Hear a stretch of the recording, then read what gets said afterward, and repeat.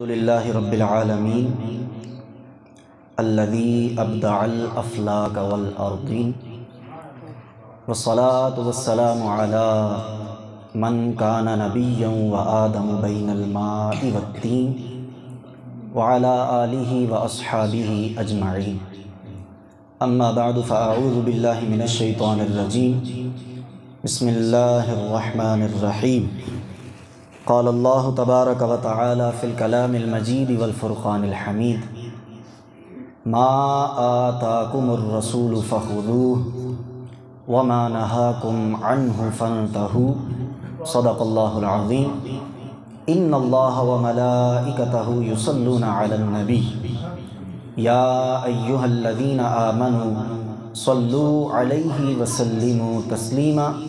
کوئی آواز خاموش نہ رہے، بلند آواز سے درود پاک الصلاۃ والسلام علیک یا رسول اللہ وعلی آلک واصحابک یا حبیب اللہ الصلاۃ والسلام علیک یا رحمۃ للعالمین وعلی آلک واصحابک یا خاتم النبیین۔ اللہ تعالیٰ جل جلالہ کے بے انتہا فضل اور کرم سے ہر سال کی طرح اس سال بھی میلاد مصطفیٰ علیہ التحیۃ والثناء کی خوبصورت بزم سجی ہے، جس میں مجھے اور آپ سب کو شرکت کی سعادت حاصل ہو رہی ہے۔ اللہ تعالی ہم سب کا آنا، مل بیٹھنا اپنے دربار میں قبول و منظور فرمائے۔ آپ اسٹیج پر دیکھ رہے ہیں بحمدہ تعالی آپ کے علاقے کی معتبر مقتدر شخصیات، علماء کرام، حفاظ عظام، ثناخوان مصطفیٰ، ائمہ مساجد تشریف فرما ہیں۔ اللہ تعالیٰ ان کا آنا اپنے دربار میں قبول فرمائے اور ان کے صدقے آج کی بزم کو اپنے دربار میں قبول و منظور فرمائے۔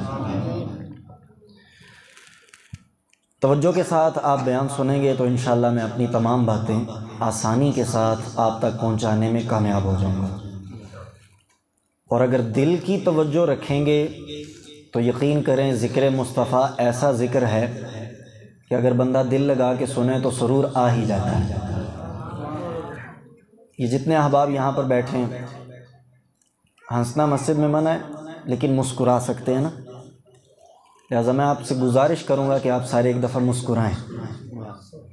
سرکار کی محفل ہو نا، حضور کا ذکر ہو، ہمارے نبی پاک کا، ہم ہیں ان کے امتی، تو ہمارے سامنے جب سرکار کا ذکر ہو تو مسکراتا چہرہ ہو، گلاب کی طرح کھلا ہوا چہرہ ہو، ٹھیک ہے، ایسا فیل ہو رہا ہو، محسوس ہو رہا ہو کہ بندہ سرکار کا ذکر سن کے خوش ہو رہا ہے، اسے لذت آ رہی ہے، لہذا سارے مسکرائیں ایک دفعہ، کہیں ایک دفعہ سبحان اللہ۔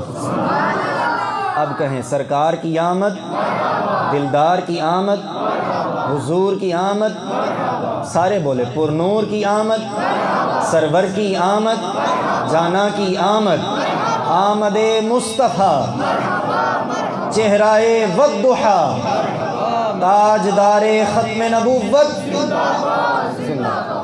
ای کو بند کر دیں، اس کی سمپل کر دیں بالکل، جزاک اللہ۔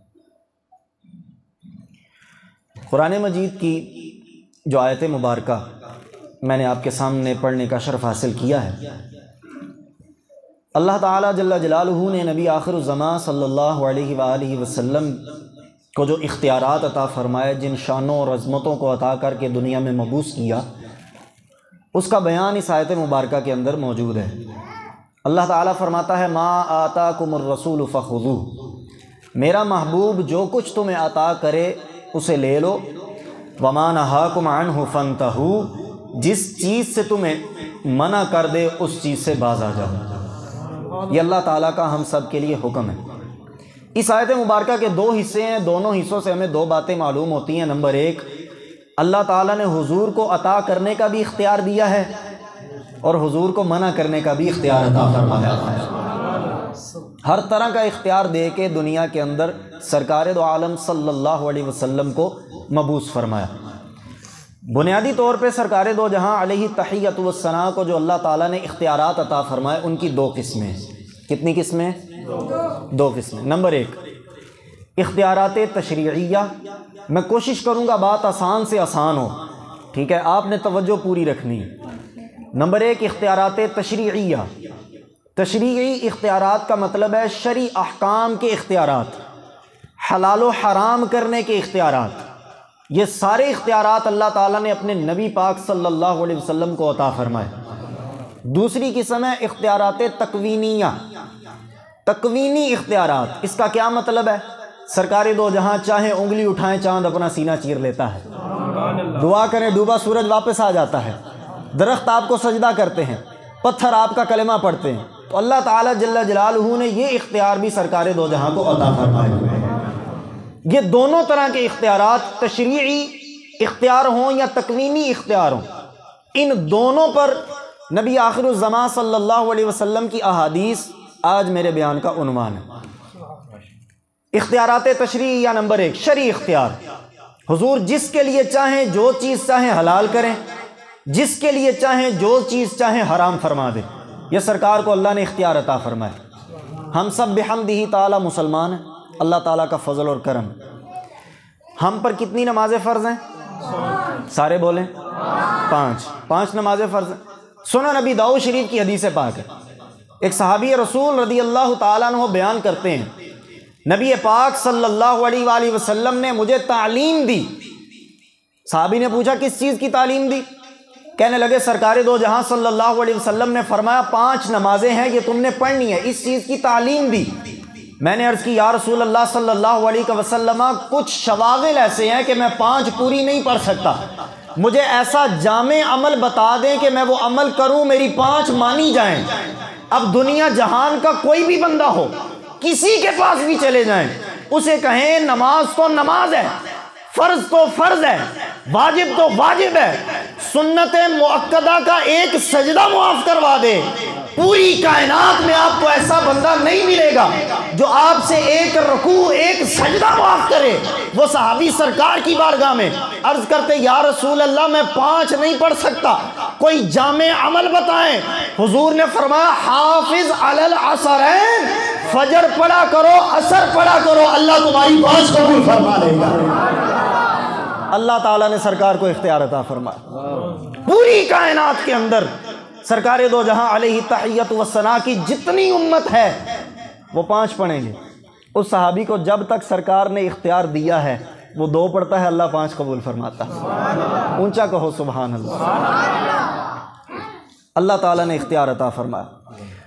سرکار دو عالم صلی اللہ علیہ وسلم کی امت کے مرد حضرات، ان پہ سونا یعنی گولڈ پہننا حرام ہے، سونا پہننا حرام، چاہے وہ پوری زندگی کے لیے پہنے یا شادی کے تھوڑے سے فنکشن کے لیے پہنے، چاہے اس کو پھوپھی پہنائے یا مامی پہنائے یا چاچی پہنائے، 1 گھنٹے کے لیے بھی پہنے پھر بھی حرام ہے۔ گولڈ آپ دنیا میں نہیں پہن سکتے، سرکار کے امت کے مردوں کے لیے حرام۔ حضرت برہ بن عازب سرکار کے صحابی ہیں،